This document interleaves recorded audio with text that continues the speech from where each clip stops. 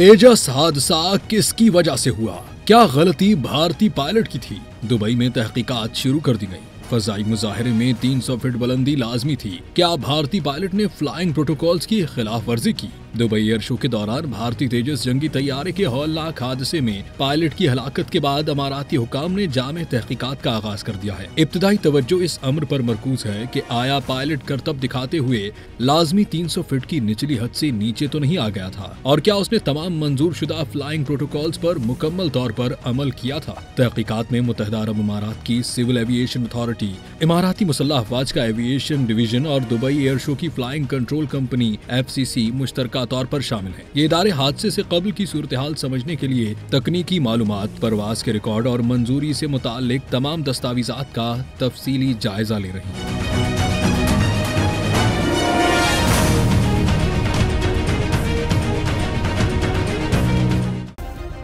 Subscribe करें और bell दबाएं ताकि कोई खबर रह न जाए।